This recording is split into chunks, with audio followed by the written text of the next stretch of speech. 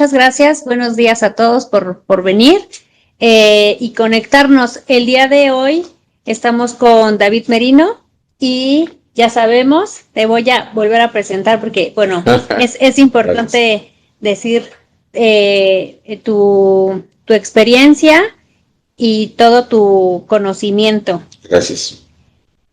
Entonces, bueno, pues él nos acompaña, por supuesto, el doctor David Merino, abogado especialista en cumplimiento, prevención de lavado de dinero y regulación digital, oficial de cumplimiento de la Asociación Mexicana de Profesionales Inmobiliarios con entrenamiento por Gafi, ONU y el FBI. Alguien que conoce estos sectores por dentro y que ha resuelto un montón de cosas acerca del cumplimiento y de lo que no está resuelto. El día de hoy lo hice muy breve, y el día de hoy vamos a hablar sobre el sector inmobiliario y automotriz.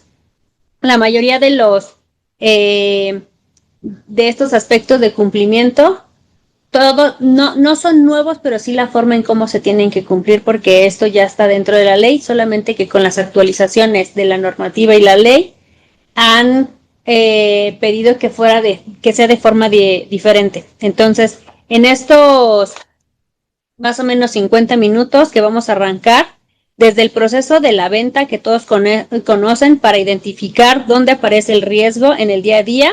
Después vamos a entrar en el marco legal, que es en donde que exige exactamente la ley antilavado para estos sectores. Desde el momento en que aplica y sobre todo quién realiza y recae esa responsabilidad. Okay. Y de ahí vamos a pasar al problema concreto de identidad. En este caso es cómo se debe de validar, cómo se sabe que es la misma persona, qué significa una identidad que sea vigente, cómo se cruza contra listas nominales y de riesgos. Vamos a cerrar con el expediente digital y qué tiene que contener el expediente completo, y también porque la ley nos exige 10 años. Ahorita hablamos de qué son esos 10 años de conservación. La idea es que al final de la conversación cada uno puede evaluar exactamente en qué punto está en su operación y que no le falte nada. Entonces, David, pues vamos a arrancar. La primera pregunta: ¿cómo es el proceso de una venta típica en esos sectores el día de hoy, tanto de inmobiliaria como de automotriz? Bueno, la venta típica hay de dos formas: la de nuevo y la de usado.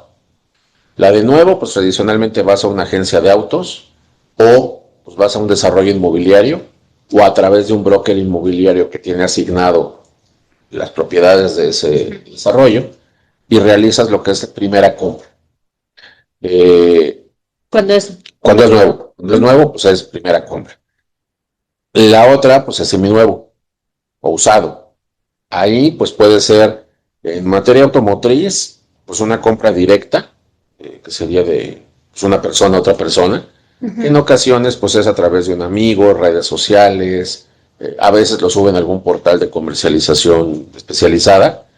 Y en inmuebles, pues también se hace a través de brokers, tradicionalmente, o pues, la lona o la manta, ¿no? Que vas pasando y ves que están rentando ese y marcas y directamente.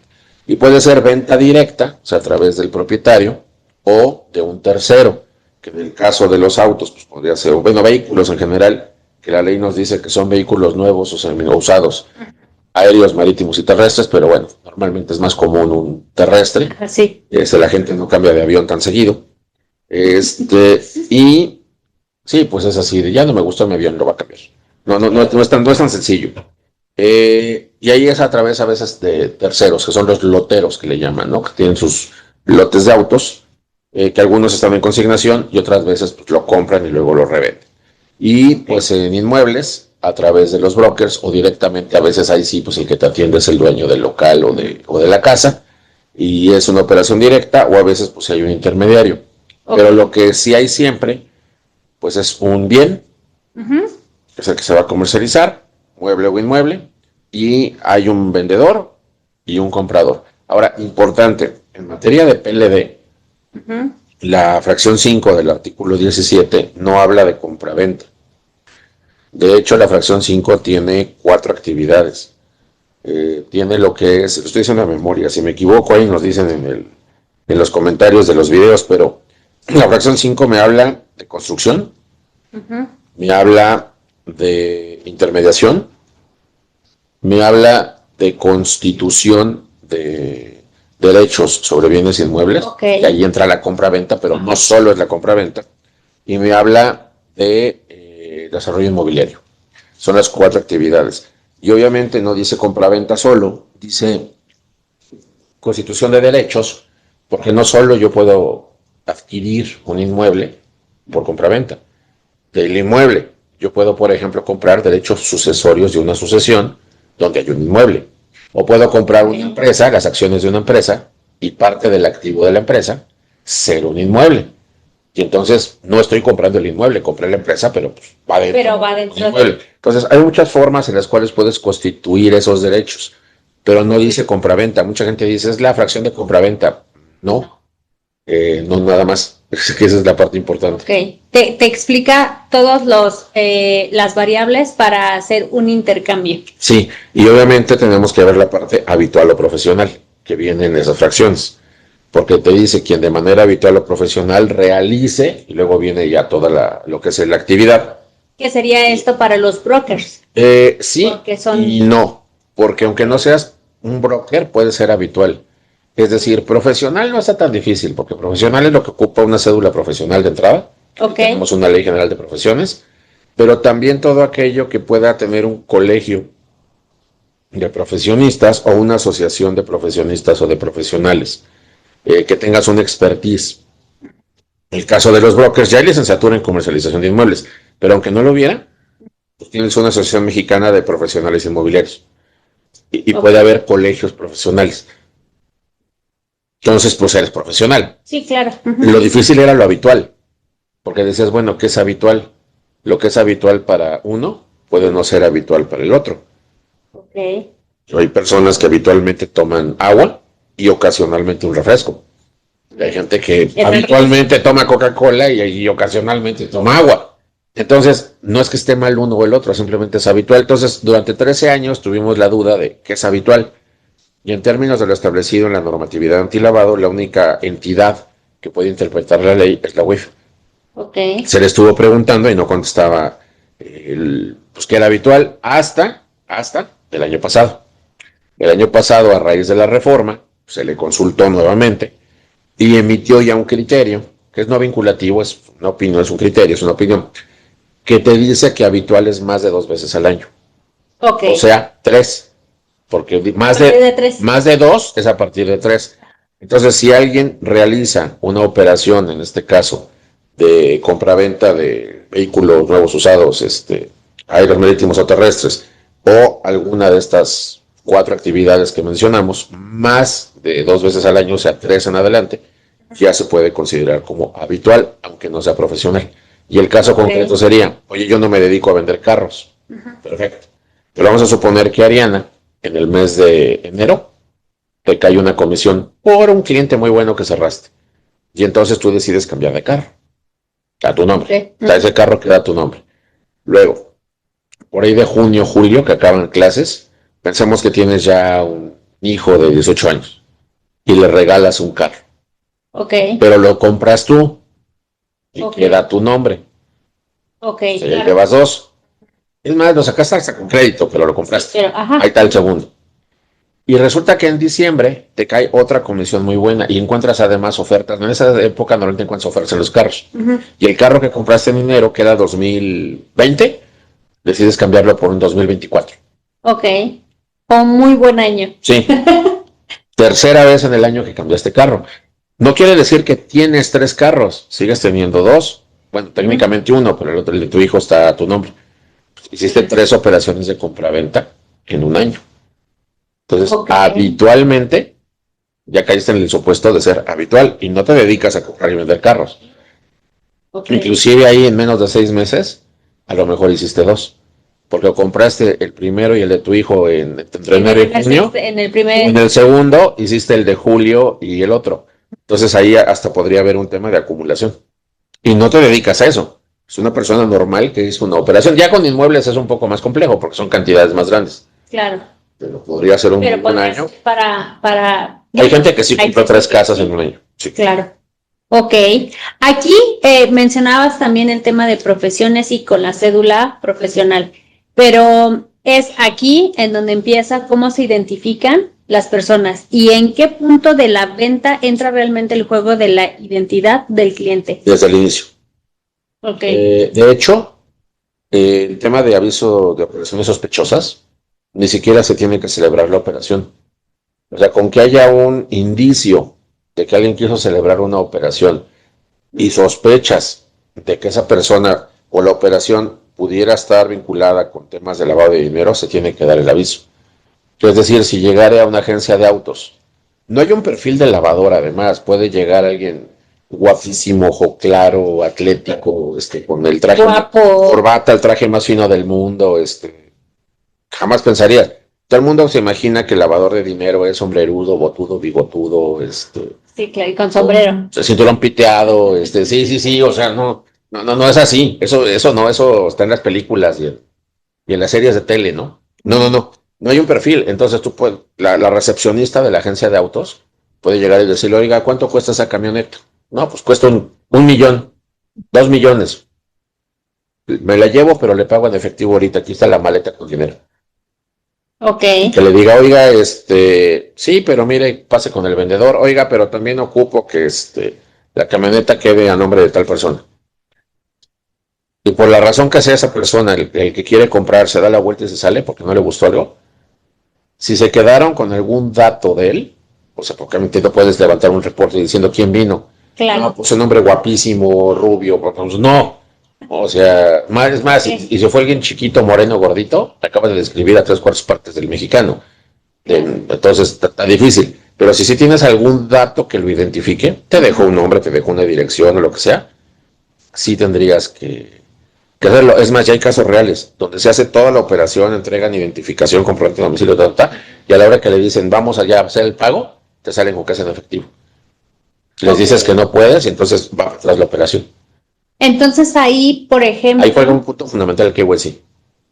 Y es lo que te iba a comentar. ¿En qué momento de la operación tú recomiendas que se comience a hacer el KYC y qué es lo que debería de contener el KYC? Para poder identificar y también tú como empresa inmobiliaria o venta de autos tengas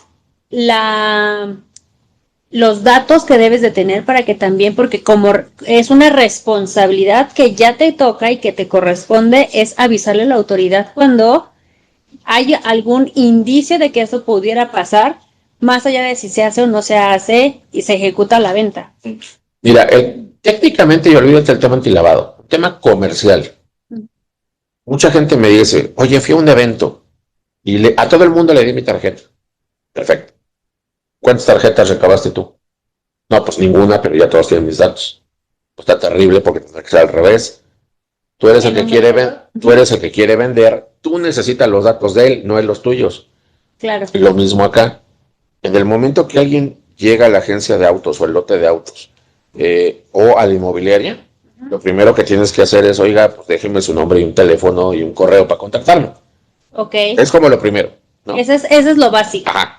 Comercialmente de entrada. Ajá. Ahora, ya con eso, pues tú haces una entrevista, oiga, pues a lo mejor es un cliente que ya vio un inmueble o ya vio un auto y sabe que quiere ese auto. Yo creo que son los menos a veces. ¿Por qué? Porque muchos llegan como que, oiga, a ver, cuénteme, ¿qué opciones tiene en este rango de precios? O necesito un carro para tal cosa que tiene. Y comparan a veces hasta más marcas. Entonces, pero ya cuando hay una intención de compra, ahora sí que ya te dicen, ahí es donde entonces ahora sí, lléneme una solicitud. Vamos a tomar sus datos en ese momento. O sea, ya cuando se va a formalizar y va a haber una relación de negocios. Ok. En ese KYC y en esa verificación de la persona, ¿qué es lo que deberíamos de verificar de primer momento? De entrada, tu formato debe cumplir con lo establecido en las reglas de carácter general. Y estoy aquí hablando del tema antilavado. Sí. Que ahí se tiene que alinear el formato comercial o sea, lo que llenamos para efectos comerciales con el tema antilavado. Entonces, y el tema legal también es unir dos formatos en uno hacer uno solo. Para que te sirva para ambos fines. El vendedor que ocupa los datos generales, en lavado, en antilavado igual, a lo mejor con un poquito más de datos, porque al vendedor por la CURP no le va a servir de mucho, pero de este lado sí. Okay. Y además por ley es obligatorio pedirla en términos de la Ley General de Población.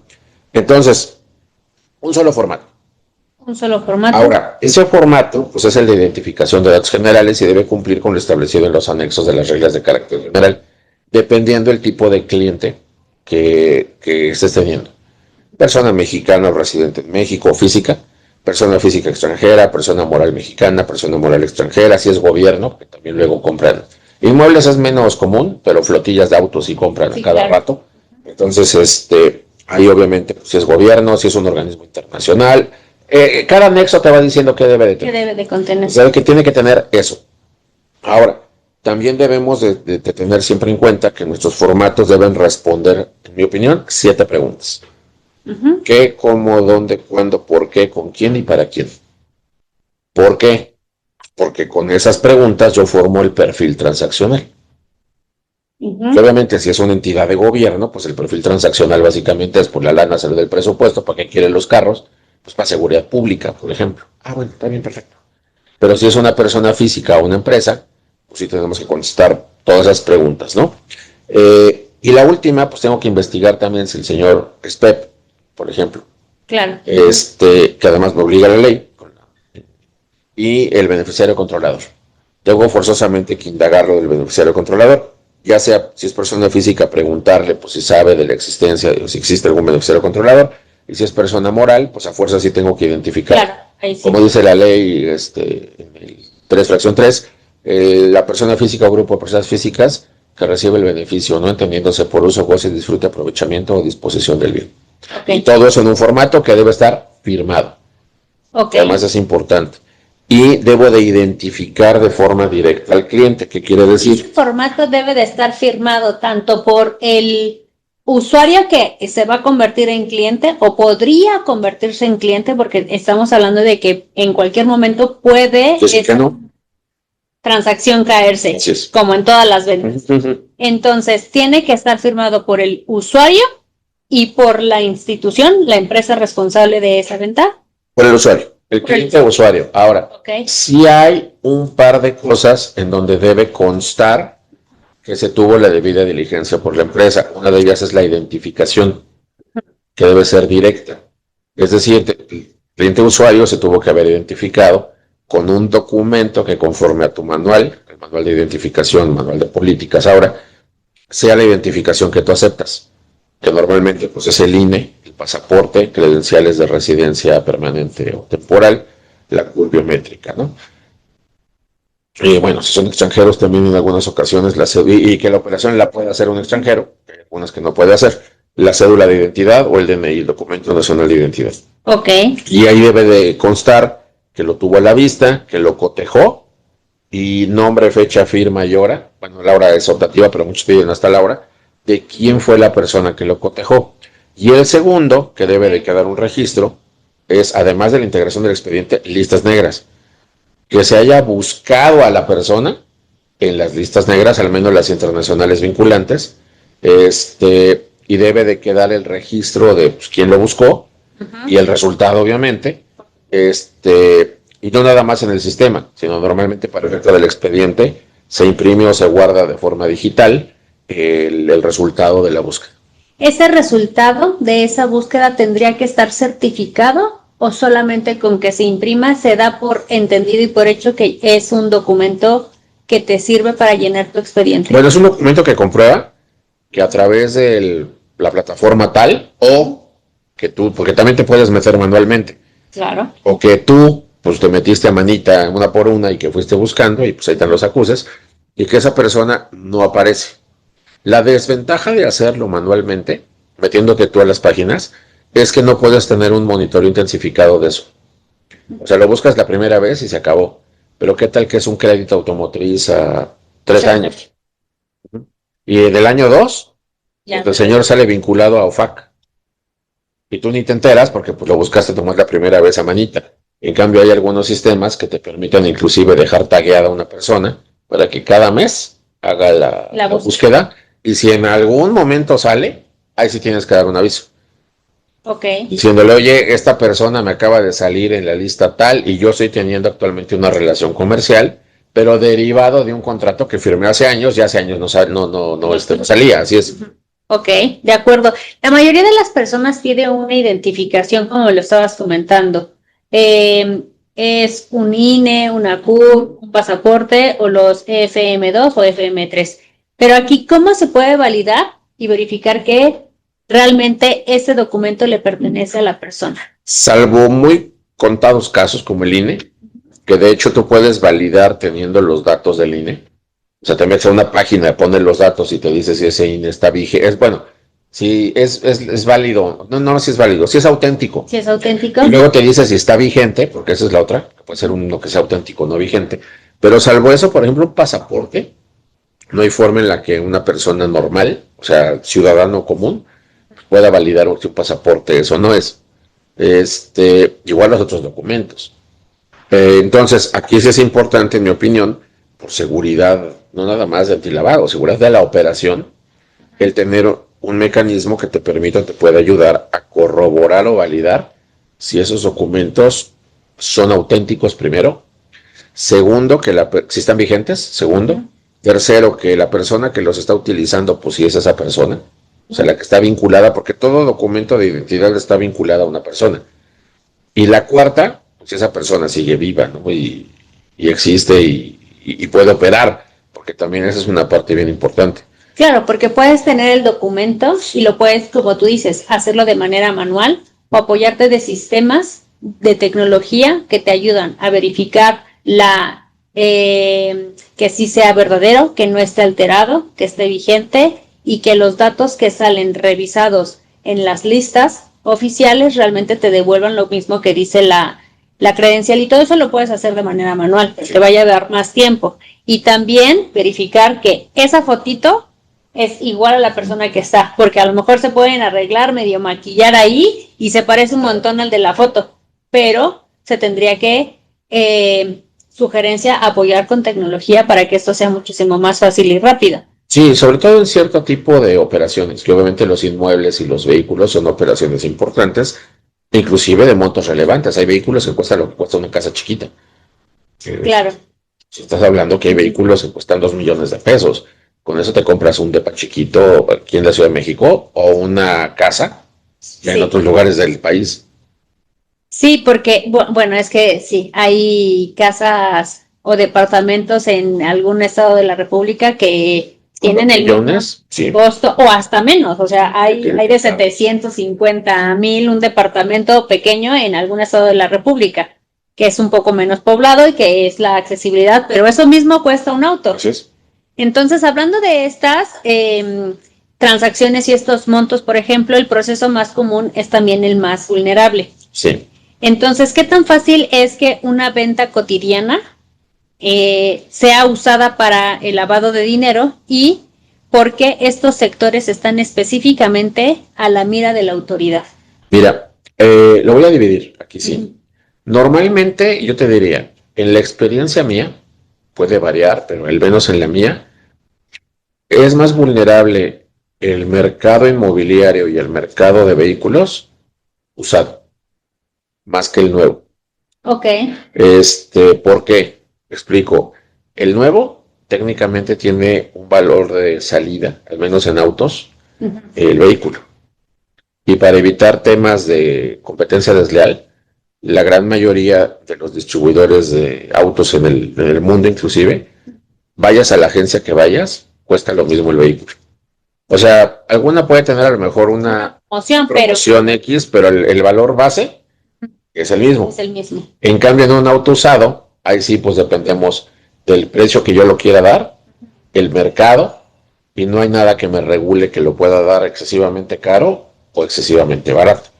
Ahí, hablando de autos, por ejemplo, esto que es o era una práctica común en el cual te endoso la factura y ya es tuyo, pero solamente te endosé la factura, me pagaste en efectivo. Eso incluso era negocio para los vendedores de autos porque era una transacción sencilla, fácil, rápida.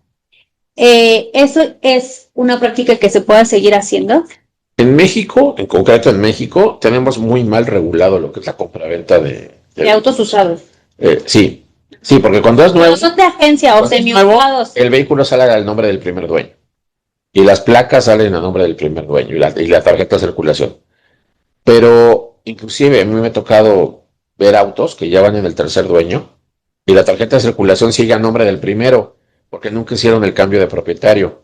O sea, en México no hay una obligatoriedad real de que si tú compras un auto usado, para que te lo entreguen, tengas que decirle, ya hice el cambio de propietario, aquí está. Ok. O sea, te digo, lo normal en muchos casos es que siga a nombre del primero y nunca lo cambian. Sobre todo, vehículos, voy a poner casos reales, vehículos que traen placas especiales, por ejemplo, discapacitados. ¿Por qué? Porque si haces el cambio de propietario, podrían decir, oiga, pero pues usted ya no es el discapacitado. Ok. Entonces, pues cámbiale las placas, tiene que reemplacar por placas normales, ¿no? Sí, claro. O cuando traen placas de un estado donde pagan menos tenencia o no pagan tenencia. Pues si tú no tienes domicilio en ese estado, pues no vas a tener las placas de ahí y tienes que pagar tenencia. Entonces dejan el propietario anterior. ¿Eso qué genera? Pues genera que a veces ni siquiera el mismo gobierno sabe quién es el que tiene el dueño de ese auto. Porque a efectos del registro, pues sigue apareciendo el primero. Algo pasa con ese auto, van y le tocan al primer dueño y él es el que tiene que decir, no, yo lo vendí tal día, aquí está mi contrato y mi responsable, aquí está mi pago y pues yo no sé nada. Vaya a buscar al que me lo compró y aquí está la identificación, el domicilio que me dejó y demás. O sea, hay muchos casos así. Y eso también pues, lo saben los malos, ¿no? Entonces, en el caso de los autos, claro, esto es en operaciones entre personas individuales normalmente. Ya si vas con una empresa, ahora hay empresas que comercializan autos usados, o con un lote de autos, al menos ellos sí tienen un expediente más o menos bien integrado, los loteros, muy bien integrado en la mayoría de las empresas que se dedican a comercializar este tipo de vehículos. Ahí sí tienen donde hasta responsivas de que tú te comprometiste a hacer el cambio, ¿no? De propietario. Entonces, te diría, ahí es un tema. Y en inmuebles, ahí es diferente. ¿Por qué? Porque técnicamente el inmueble sí tendría que escriturarse. E incluso, a menos que lo compres en efectivo. De contado, no en efectivo, de contado. O sea, porque si pides un crédito, pues obviamente Se tiene que hacer tiene que hacerse un expediente bancaria. Ajá, y aunque no fuera bancaria, aplicaría la fracción 4 del artículo 17, si es una entidad que habitual o profesionalmente de créditos, préstamos o mutuos, y se quedan los datos guardados. Claro. Entonces, sí se puede. Ahora, ¿por qué son susceptibles? Normalmente si tú le dices a la gente, oye, tengo un dinerito, ¿en qué me sugieres invertir? Te van a contestar en inmuebles. Es como la primera respuesta, ¿no? Te dicen, invierte en tierra, ya sea terrenos, casas, agrícola, pero que sea inmuebles. O en oro, que ahora está también de moda el oro. Pero inmuebles siempre ha sido un sector en el cual la gente busca invertir. ¿Por qué? Pues porque se supone que en vez de perder valor, al contrario, se van apreciando y va valiendo cada vez más. E inclusive lo puedes rentar y muchas veces con esa renta pues vas recuperando el dinero que invertiste para el tema. Inclusive mucha gente se hace de inmuebles así. Sí, claro. Con un crédito doy el enganche, lo rento y con la renta se va pagando el crédito. Ya no me cuesta más que el enganche. Exacto. Ok, entonces ahí en esas ventas cotidianas es en donde se puede ver el lavado de dinero. Sí, sobre todo en los valores. Porque decías que esto es con efectivo. Una cosa es efectivo y otra de contado. Ok, ¿cuál es la diferencia? El contado es que no hay crédito. Ok, entonces ahí no hay una institución de crédito financiera que tenga que tener esos registros. Bueno, puede ser de contado para mí, pero tienes el crédito tú inclusive. Tú vas con un banco. Sí, claro. Y tú me das a mí el enganche, cuesta, no sé, 2 millones. Tú me das 400,000, que es tu enganche, me los transfieres y el banco me paga el 1,600,000. Para mí fue una venta de contado, que yo ya cobré. Que tú le debas al banco, ese ya es un tema tuyo. O sea, yo no te estoy dando crédito. Ok. Pero es muy, claro. es muy distinto cuando tienes, obviamente, pues, efectivo, que esa es una parte importante. Aquí, por ejemplo, es alguna institución inmobiliaria o de automotriz podría decir, no sé si me aplica y desde cuándo y cuánto. Hablando de estos montos, ¿qué te exige exactamente la ley antilavado? ¿Desde qué montos aplica? ¿Y quién dentro de tu organización es el responsable directo? Bueno, a ver, aquí tenemos que ver qué organizaciones. Si es una entidad financiera, debe haber un oficial de cumplimiento. Y esa persona, pues obviamente es la responsable de la implementación y operación del programa. Si es una actividad vulnerable, pues hay un REC, un responsable encargado de cumplimiento, que es exactamente la misma. Ahora, los montos, que me las sé en UMAS, y sé obviamente, me sé el valor de la UMA, pero así con centavos, no. Entonces, para no equivocarme, y te explico, hay dos umbrales, bueno, tres. Está el umbral de identificación y de aviso. Que ese es en donde KYC tiene que estar y firmado. En identificación significa que tienes que armar un expediente para efectos de la ley antilavado. Ok. O sea, tú tienes tu expediente comercial, eso siempre. Sí o sí debes tenerlo por seguridad jurídica. Pero quiere decir que a partir de cierto monto en ciertas actividades vulnerables, los sujetos obligados tienen que integrar un expediente. Pero no tienen que avisar. A menos, avisar es enviar a través del SPPLD del SAT a la UIF la información de la operación. A menos que exceda el segundo monto, que es el umbral de aviso. Entonces, esos dos son los primeros umbrales. Pero además, no en todas las fracciones, o sea, no en todos los actos o actividades, en algunas se permite un umbral de uso de efectivo. Que es diferente. Entonces, ¿a qué es a lo que quiero llegar? Obviamente, cada actividad, pues tiene unos montos que pueden ser diferenciados. Claro. O sea, por ejemplo, la UMA, pues está en 117.31 pesos. Digo que sí me la sé. Y me sé los montos, obviamente, pues en UMAS, ¿no? Te puedes decir, son 8,015. Sí, pero claro. Pesos y centavos, ya mi memoria de viejito todavía no. Bueno, pero a ver, respondiéndote, la UMA diaria a este 2026 que estamos grabando el video está en 117.31, lo cual quiere decir que en compraventa de inmuebles tenemos 8,025 UMAS, que es el umbral para identificación. Que se tiene, bueno, en inmuebles siempre se tiene que identificar. En inmuebles, no importa cuál sea la suma, siempre se tiene que identificar. Sí, eso es bien importante. En inmuebles, no te reitero, no en todas, ¿ok? Por ejemplo, arrendamiento de inmuebles, ahí es a partir de 188,282.50 pesos, la identificación mensual. 188,282. Una persona renta un inmueble en 183,000 mensuales. No tiene que identificar. Mensuales. No se tiene que identificar. Sí se tiene que identificar. 182. No se abre expediente para PLD. No se abre expediente de PLD. No se identifica. Ok. Para PLD. Para temas jurídicos y legales, sí. Obviamente.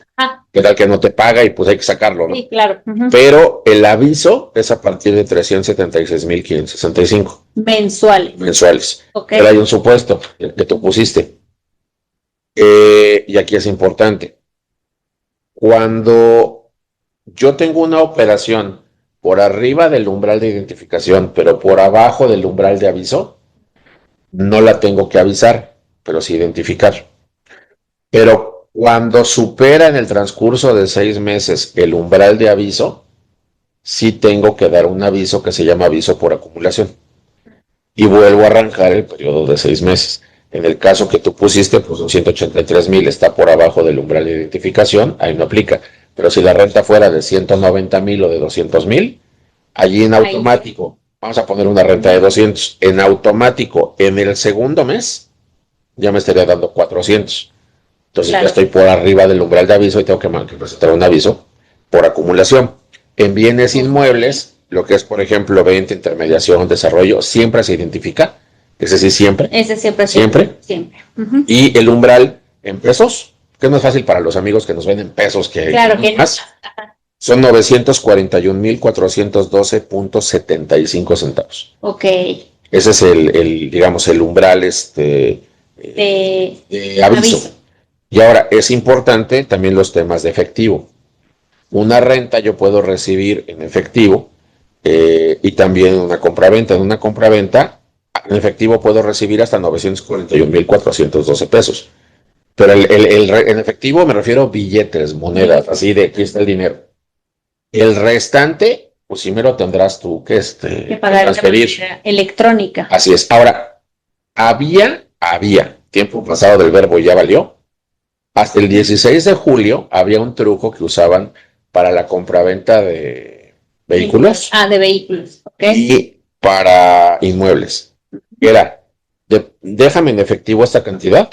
Y ahora, ve al banco y deposítame en efectivo en esta cuenta y me traes la ficha de depósito. Y no lo registraban como efectivo porque ellos decían fue depósito, aquí está la ficha de depósito. Entonces, para mí, no es efectivo. Es un al banco sí, a mí no. Pero pues llegó la autoridad y obviamente les dijo, oye, pues, ¿qué te crees? Que ya me agarraste de bajada. Ya lo detecté. Entonces, a partir del 17 de julio, ya no se puede hacer eso. Ahora, para vehículos. Para vehículos, el umbral de identificación está entre 176,565 pesos, que el de identificación. O sea, los vehículos por abajo de ese monto no se tienen que identificar. Papel de 200,000 pesos no se tiene que identificar. Nuevo, no creo que haya uno de 200,000 ya, pero sí, no creo que ya no hay ninguno. Sí, no, mira, aquí Andrés nos dice que ya no. Tiene truco. Sí, de hecho, usado sí. Usado sí. Pero nuevo sí creo que ya no hay ni uno por abajo de 200. Abajo de 376 creo que sí hay todavía algunos. Y el umbral de aviso es arriba de 753,130.20 pesos. Ok. Esos son los umbrales, digamos, de identificación y de aviso. Ahora, tenemos nosotros también los umbrales de uso de efectivo, que reitero, no todas las operaciones que están en ley, ¿sí?, pueden hacerse en efectivo. Hay algunas que no jala, que son las famosas restricciones de uso de efectivo y metales. Para dártelas, obviamente, en montos específicos, te decía yo, compraventa de inmuebles en 941,412.75 pesos. Ok. Vehículos nuevos usados, aéreos, marítimos o terrestres, 376,565.10. Y el arrendamiento es la misma cantidad, 376,565 mensuales en este caso. El arrendamiento, en compraventa de inmuebles, pues es por operación, y en compraventa de vehículos por operación. Ok. Son los máximos que te podría aceptar un comprador. Ahora, que en la vida real sí también se hacen operaciones en efectivo, principalmente en vehículos. Te reitero, porque luego la gente no registra las operaciones. Ok. Entonces, ¿cuál sería la mejor o el tip? Yo estoy viendo con base en lo que estás diciendo, pero primero te quiero preguntar para saber si piensas igual que yo. ¿Qué le recomendarías a una empresa, tanto inmobiliaria como automotriz? ¿Qué debería de hacer con esa identificación y con ese formato que tiene que estar firmado para que pueda incluir en su expediente? Primero, tenerlo. Segundo, asegurarse que esa persona, y ahí dependemos mucho del tipo de onboarding. Si es un onboarding presencial o si es un onboarding digital. ¿Por qué? Porque en el presencial pues está la persona, la estás viendo que esa persona es la de la foto y que ahí te firmó, ¿no? Pero humanamente puedo decir que se parece. Sí. Puede estar coludido con la operación. Sí. O sea, lo ideal es que tengas un segundo método de verificación, más allá de tu ojo experto, ¿no? Ok. Ya tuvimos un caso por ahí hace un par de meses en el que en una tienda departamental unas personas se pusieron de los dedos unas huellas de silicona con la huella digital de otras personas y sí pasó el lector. Donde los agarraron fue porque se le ocurrió a uno de los ejecutivos decirle, oiga, ok, pues los veo medio raros, como medio nerviosos, medio inquietos, o sea, un comportamiento no tan habitual, y les pidió la identificación. Pero técnicamente con que tú hubieras pasado, con eso ya te hacían la compra. Sí. Y les pidió la identificación y se sacaron un INE bien hechizo. Sí, no, estaba bien pirata. Y ahí fue donde los agarraron y los detuvo seguridad de la... Claro, ahí a lo mejor no lo pensaron y no le invirtieron a la... Es que nunca pensaron que les iban a pedir la identificación. Pero si alguien después de este caso se prepara con todos estos trámites, con una identificación más elaborada, que no se vea hechiza y con las huellas, entonces eso sí puede pasar. Ah, no, y ahorita clonan la voz, clonan la cara. Hay unas máscaras por ahí que salen en redes sociales que son súper realistas, ¿no? Sí. Entonces, yo te diría verificar. Ahora, si el onboarding es digital, verificar doble. Porque si en presencial te quieren engañar, pues En digital, digital más. Entonces hay plataformas como Jack, y no lo digo porque sea Jack, amigo, sino porque sí existen, que dan certeza de que no le están metiendo un gol a la institución. Claro. Porque aquí hay un tema. Si es, por ejemplo, una tarjeta de crédito o es un tema bancario, que el dinero que están agarrando es el del banco, porque la tarjeta no es mía, está a mi nombre, pero el dinero es un crédito del banco. Así. Entonces, si yo demuestro que yo no fui yo, porque además ahora hay criterios de la corte que dice que la carga de la prueba es del banco, no mía, y yo demuestro que yo no fui, entonces quien pierde ese dinero es el banco. Es el banco.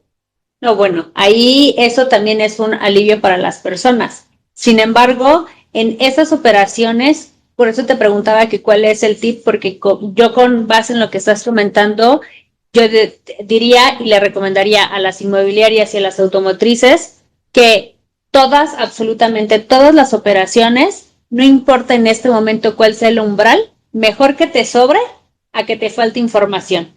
Entonces, todas tus operaciones, haz el formato de identificación, haz el formato que debes de cumplir para la autoridad y tu formato comercial para que esto te funcione y que realmente concretes una venta, pero después, no, a lo mejor tu agente inmobiliario, vendedor, agente automotriz, tu vendedor no tiene por qué conocer todos estos datos de ley, pero es mejor que tenga absolutamente todos los datos y que tengas un onboarding, aunque sea presencial, siendo digital, o sea, que sea una identificación de un onboarding digital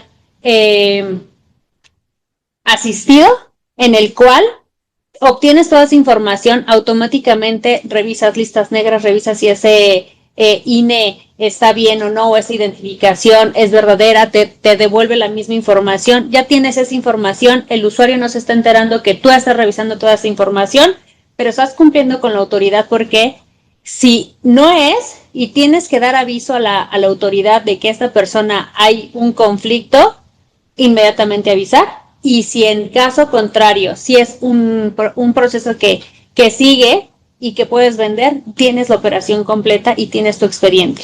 De esa forma puedes cumplir tanto con tu negocio como con la autoridad.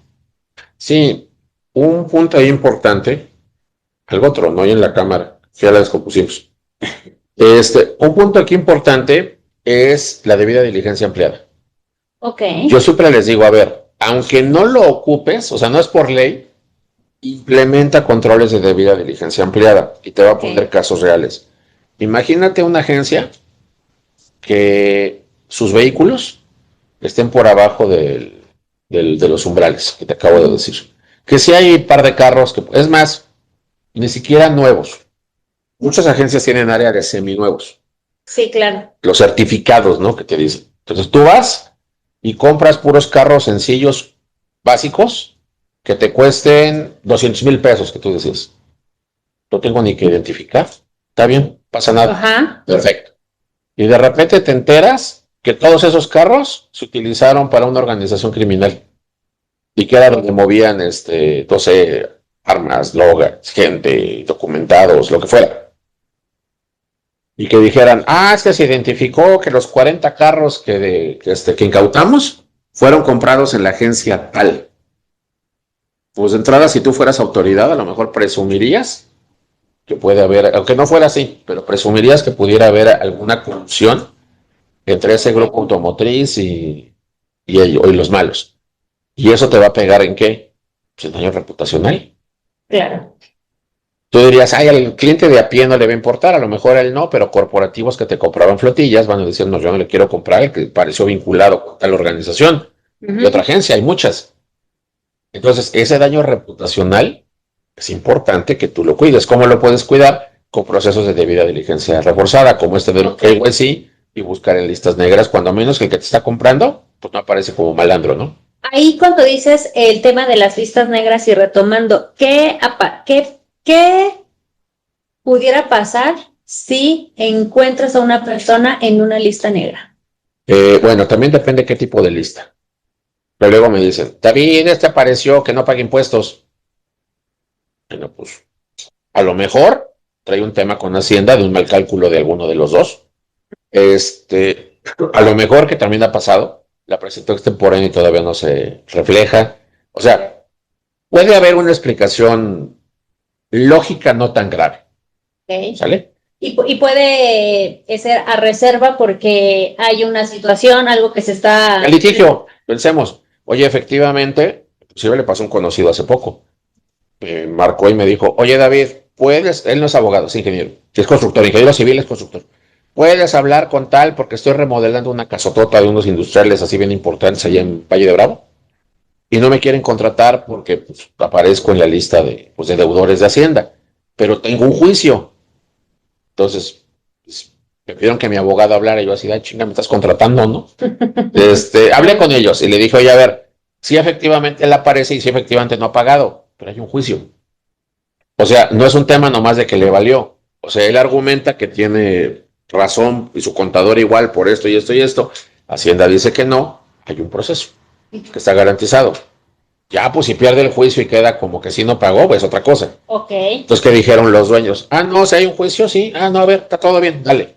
Okay. O sea, puede haber un porqué. Pero si apareces en una lista como, por ejemplo, Consejo de Seguridad de la ONU, OFAC, Interpol, o sea, ya son listas relevantes, vinculantes, internacionales, donde además ahí sí estás obligado, pues depende de qué tipo de entidad seas, pero a notificar a tu comité de comunicación y control si eres financiero, a tu comité antilavado, el que tengas, acorde a tu estructura si eres actividad vulnerable. Si de plano no hay, pues a la alta dirección.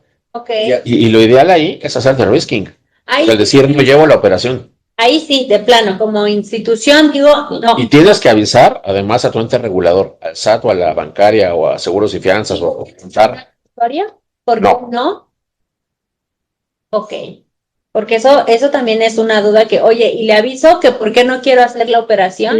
A ver, hay listas públicas. La gente, los amigos, ahí se pueden meter a OFAC y pueden hacer su búsqueda, que es lo que te decía, se puede hacer a manita. Son listas públicas. Pero hay listas, por ejemplo, las que emite la Unidad de Inteligencia Financiera aquí en México, el LPB, que es confidencial. Y de hecho hay una responsabilidad administrativa, inclusive penal, si esa lista se comparte con otras personas. Okay. Es más, cuando llega el listado, llega cifrado, llega asegurado digitalmente. Si tú lo abres, hay personas sale el RFC de la persona, o sea, sale así en marca de agua el RFC de la persona. Entonces, si yo te paso el listado, se ve quién lo compartió. Se va a ver quién lo compartió, claro. Y sobres. O sea, sí ha habido casos donde pierden la autorización por andar compartiendo cosas que no se deben. Que no se debe. Y hablando de expedientes, y sabemos que la autoridad un día va a pedir la información. Y ahora son estas modificaciones y esta actualización. Y esto va a continuar, pero la autoridad tiene todavía la potestad de preguntarte y pedirte información de años hacia atrás. Entonces, ¿cómo podemos...? 5. Son 5 años hacia atrás. Bueno, a ver, depende. Si es un ejercicio de facultades de verificación para actividades vulnerables, son 5. Son 5. Si es sector financiero, son 10. Pero la conservación, la obligación a este momento son para actividades vulnerables, operaciones hasta el 16 de julio del 2025, 5 años, y del 17 de julio del 2025 en adelante, 10 años. 10 años. Y entonces, ¿qué es lo que debe de tener ese expediente para que esté completo y para que sea fácilmente auditable y que tú tengas la certeza como empresa que estás dando el expediente completo y que no va a haber ningún problema? Bueno, ahí tendríamos que dividirlo en dos. Reitero, antes del 16 de julio, bueno, hasta el 16 de julio y del 17 de julio para adelante. ¿Por qué? Porque sí cambiaron los requisitos. Hasta el 16 de julio te pedían, por ejemplo, identificar al cliente, pero no era una identificación directa ni conocimiento del cliente, por ejemplo. Entonces, con un modelo más básico, más simplificado, podrías estar identificando El problema que se tuvo es que pues muchos no le hicieron caso, les dio igual o ni se enteraron y siguen usando el mismo formato y te dicen, sí estoy identificando, pues sí, pero no de forma directa y no estás cumpliendo con conocer al cliente. Entonces, los formatos que están usando no son los formatos idóneos. Igual con la obligación del 18 fracción 3, que es beneficiario controlador, que es recabar la información que te permite identificar. El tema es que siguen usando un modelo viejo que a la persona moral le preguntan, y a la física le preguntan, y a la moral, si saben si hay un beneficiario controlador, y luego ellos nada más tienen que llenar uno que dice, cuenta con datos que permitan identificar al beneficiario controlador y ponen que no, eso ya no se puede. Porque es una obligación. Porque ya cambió claro. A partir del 17 de julio. Entonces, también hay un tema ahí de desconocimiento. Entonces, yo lo que le diría a los amigos es revisar la fecha de su operación. Recordemos que los expedientes tienen que armarse, tienen que conformarse o integrarse antes o durante la operación, no después, que eso es una parte importante, y ver en qué fecha se celebró la operación. Y de acuerdo a eso, tener integrado el expediente, pero son dos modalidades diferentes. Por ejemplo, ahora con lo que tú estás diciendo de, oye, ya vino la actualización de la ley y de los requisitos el día 17 de julio del 2025. Y hay empresas que no lo hicieron y que dijeron, yo sigo identificando a las personas de este modo.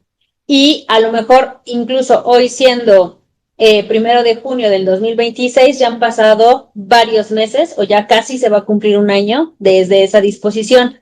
¿Qué pasaría o qué va a pasar con esos expedientes que no están cumpliendo con esta actualización?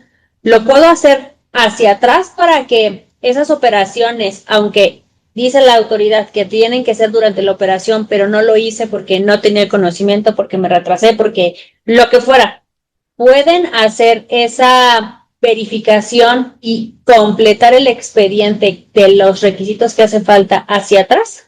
Hay un artículo que es el 55, que es como la autocorrección. Okay. El artículo te dice, en caso de que el sujeto obligado, o sea, el que hace las entidades vulnerables, se percate por sí mismo que no ha cumplido o no ha cumplido debidamente, porque una cosa es que no hayas hecho nada y otra que esté mal hecho. Ok. O sea, no tengo expedientes, pues hay que hacerlos todos. O sí tengo, pero están mal integrados. Completo. Así es. Entonces, si tú te das cuenta por ti mismo como sujeto obligado que estás en ese supuesto, por una única ocasión y antes del ejercicio de facultades de comprobación, o sea, sin que me dé un requerimiento alguno, okay, tú te puedes autocorregir. Okay. Por todas las operaciones que tienes mal. Hay un proceso que ya se publicó ahora el 27 de marzo con el reglamento. Un proceso que tienes que hacer un escrito, presentarlo, pero bueno, siguiendo ese proceso, ese procedimiento, y conforme el artículo 55, tú te autocorriges. Ok. Y no te van a sancionar. Por una ocasión. Si vuelves a hacerlo, te pueden condonar la mitad de la sanción. Okay. Pero digamos que si tienes una ventana ahí de oportunidad para... Entonces, ya identifiqué que no lo hice, que me valió durante este tiempo porque estaba ocupadillo, pero puedo corregir todos los expedientes de una y ahí... Siempre y cuando no te hayan visitado, no tengas un requerimiento. Okay. Sí, y si ya tuve un requerimiento, lo tengo que hacer. Lo tienes que cumplir porque además ahí ya hay un ejercicio de facultades de comprobación a través de una visita o a través de un requerimiento de información, que son las dos formas en las que te pueden... Y ahí ya no te aplica ese beneficio, porque ya la autoridad ya llegó, lo estás haciendo a requerimiento de autoridad, no porque te nació por lo que se llama cumplimiento espontáneo. Entonces, aquí no aplica un no sé, no sabía. No. Sino que es importante que cumplas con esto. En el artículo 55 es tu salvavidas, que lo tienes que hacer antes de que te revisen. Y en esta operación, ¿estás realmente protegida? O sea, ¿realmente ahí estamos sabiendo que sí? ¿O cómo pueden como tú dices, los amigos que nos ven, saber que realmente está protegido su expediente? De lo que dijiste primero, exactamente, la ignorancia de la ley no exime del cumplimiento. Pero además el artículo 62, después de las 3 fracciones, en el párrafo siguiente, establece que inclusive puede haber delitos culposos, o sea, sin querer, por algo que se llama error vencible. O sea, que sabiendo que algo se podía prever, no hiciste todo lo que estaba a tu alcance para poder evitarlo. Entonces, sí, no hay forma en la que tú digas, no sabía, ¿no? Ah, no me enteré. Además, no me enteré hace 13 años. Esa es una. Y la otra, yo creo que una parte bien fundamental es que el decir no sé no te aplica. ¿Por qué? Porque claro que estás haciendo una actividad que es vulnerable, ¿no? Y mucha gente, como él lo dice, la pregunta, sí cree que está cumpliendo, pero no aguantan una auditoría, no aguantan una revisión. Cuando les revisas el programa de cumplimiento, te das cuenta que tienen varios defectos que no son graves, en muchos fáciles de corregir, como que las copias están mal sacadas de las identificaciones, o que los comprobantes de domicilio te están aceptando el que sea, y no verifican que el nombre tenga que ver con la persona, ¿no? No hay una verificación. Es una forma fácil de seguirlo. Ahora, un punto aquí fundamental es la mesa de control. Que pueda haber unos checklists que, pues, de acuerdo a cada operación se hacen, en el que tú veas, pues ya tienes todo esto, sí, la operación sigue. ¿No lo tienes? No, pues no puede continuar hasta que no tengas todo, porque estás en un riesgo. Y no le puedes decir a la autoridad, pues es que no sabía. Entonces, pues, ¿qué cree? Pues ya sabe y me debe una lana por la multa, ¿no? Exacto. Ok. Y entonces aquí, con base en lo que estamos platicando, y tú comentaste también el tema de la firma o que esté firmado. ¿Este expediente debe tener alguna especificación en cuanto a la firma? ¿En qué momento se firma? Bueno, se firma, la firma básicamente es la manifestación de la voluntad de una persona. Ok. Entonces tú firmas cuando quieres dejar constancia de que algo estás manifestando tu voluntad, no necesariamente de acuerdo, porque puedes firmar algo con lo que no estés de acuerdo. Sí, a ver, David, ¿cómo? Sí, yo te estoy haciendo saber por escrito que no estoy de acuerdo con tal y va firmado para que quede constancia que yo no estoy de acuerdo con eso. O sea, mucha gente dice, solo la firma es para consentir cosas. No, también es para demostrar que no estás consintiendo algo. Ok. Y esa es una manifestación individual, porque cada firma es diferente. Ahora, ¿en qué momento se tiene que manifestar ese consentimiento? Cuando corresponda a la operación que estés haciendo. En una compraventa puedes firmar 2 veces, a lo mejor una promesa y luego la definitiva. Ok, entonces en un proceso como muy simplificado, llegan a preguntar por la información, ya sea de un inmueble, en una inmobiliaria o en una automotriz, del mismo caso. Entonces llega, se pregunta con esta información. Ahí podemos obtener los datos de quién, porque hay un interés en hacer la operación. Inclusive hay hasta una intención de compra. Ajá. Por ejemplo, tú puedes llegar y decir, oiga, yo quiero ese carro, pero lo quiero en tal color. No, pues no lo tengo ahorita, lo tengo que pedir a planta. Porque a veces así pasa. Sí. Ok, déjeme, no sé, el carro vale 500,000 pesos, 800,000 pesos. 800,000 para que te va a quedar aviso. Ok. Entonces, vale 800,000. Pues déjeme 80,000. Ok. Y con eso lo pido. Y ya que esté el carro, ya acabamos de hacer la operación. Y tú firmas un documento de intención de compra. Igual muchas veces en los inmuebles te dicen, pues deme nomás, en lo que tramita su crédito bancario, a mí me gustó ese DEPA, porque está en el piso indicado, porque tiene la vista para la ciudad, por lo que quieras te gustó ese. Por distribución, por orientación, porque no le pega mucho el sol, por lo que quieras. Oiga, es que me lo tiene que dejar reservado para que yo ya no o sea, que salga de la lista de disponibles. Sí. En ese momento firmas un documento. No es la compraventa como tal, no. Pero hay un apartado, o sea, a lo que voy es, depende mucho la operación que estés haciendo, en ese momento lo puedes firmar. Y en un proceso simplificado y sencillo es para poder ir viendo, ¿no? Entonces, llega, identificamos en un KYC asistido en online o presencial. Pero ya tienes los datos de verificación de la persona, porque no sabemos todavía si va a querer un auto al que se tiene que dar aviso o un inmueble que se tiene que dar aviso, que en realidad en los inmuebles es todos. Entonces, para simplificar, desde el primer momento, obtienes todos los datos de identificación de la persona, llenas un formulario sencillo que es tanto para la parte comercial como para la autoridad. Ese primer expediente se lo puedes dar a firmar para saber que te dejó los datos y que está de acuerdo. Ese sería lo primerito. Sí, la típica es arrendamiento. Tú quieres rentar, te dice, ok, requisitos son estos. Sí, sí me interesa. Pues deme sus papeles. Voy a hacer una investigación. Claro. Que puede tardar 2-3 días en lo que investigo, pues si tiene usted antecedentes con el buró de crédito, si no están deudores alimentarios, o sea, si me meto inclusive hay una plataforma ahí donde puedes investigar si la persona tuvo juicios. Ok. Si quien te quiere rentar te aparece ahí que se ha tenido bronca con todos sus arrendadores, pues no le rentas. Pero en ese inter puedes firmar un documento de intención de renta. Ok. Para que no te ganen el inmueble. Claro. Y ya después tú le dirás, oiga, ambas partes ganan. ¿sí jala o no jala? Claro. Entonces, si sí jala, démosle para adelante con todo lo que falta. Ya sus papeles ya los tengo, nomás es complementar. De acuerdo.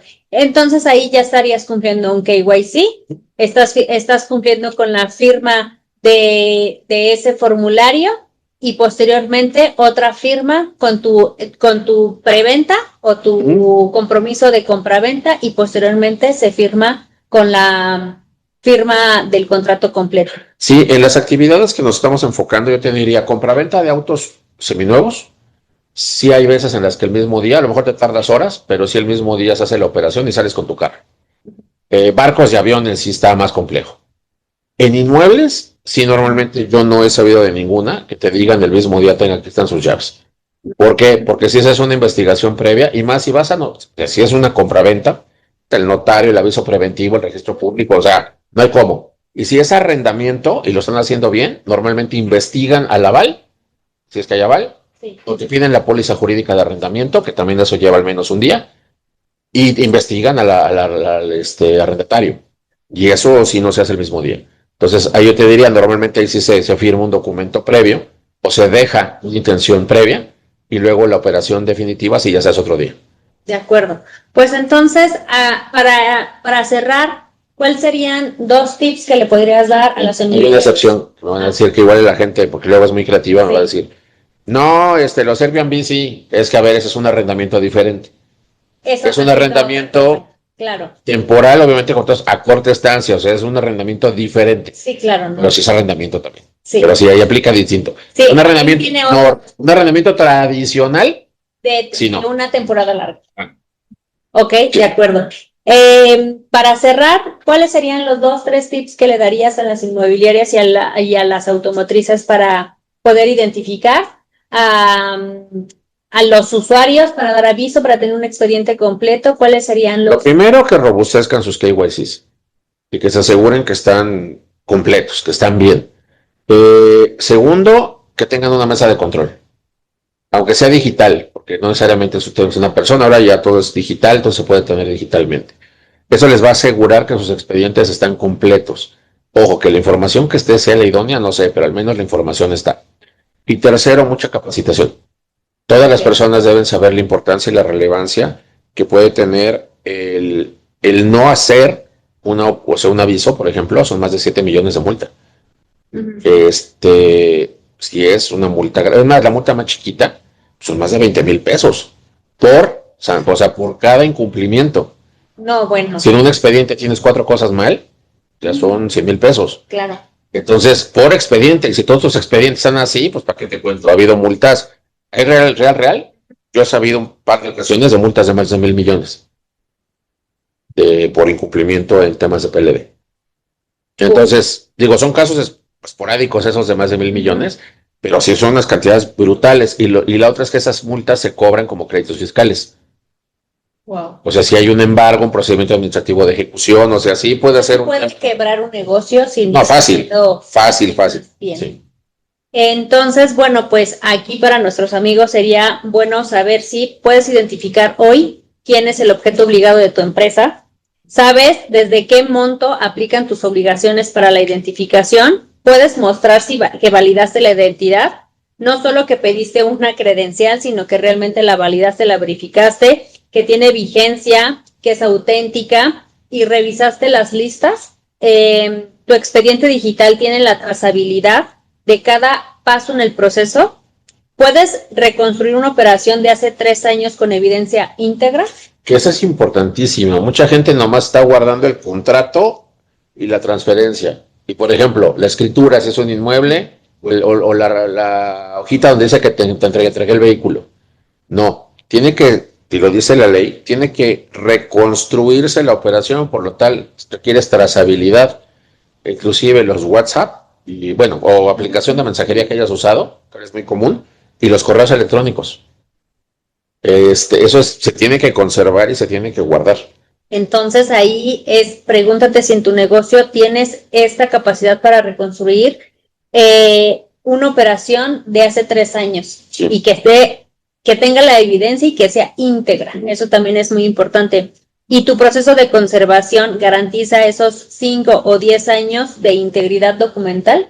Esto es muy importante. Y en el caso de Jack, nosotros te podemos ayudar en todos estos procesos, por eso estamos haciendo esta conversación, porque nosotros tenemos una plataforma digital en la cual te ayuda a hacer un onboarding digital fácil, rápido, auténtico, que te apoya también a tener la trazabilidad de tu expediente y conservar la integridad de estos expedientes y también con la firma electrónica. Pues David, fue un gusto poder platicar contigo y tener estos temas tan actuales y que sea de cumplimiento. Cualquier duda también nos pueden escribir y nosotros atendemos esas dudas y preguntas. Pues muchísimas gracias. Al contrario, mil gracias a todos y hay que cumplir. Ahora sí que no hay otra. Y pues háblenos para que les podamos ayudar a facilitar. Sí. Gracias.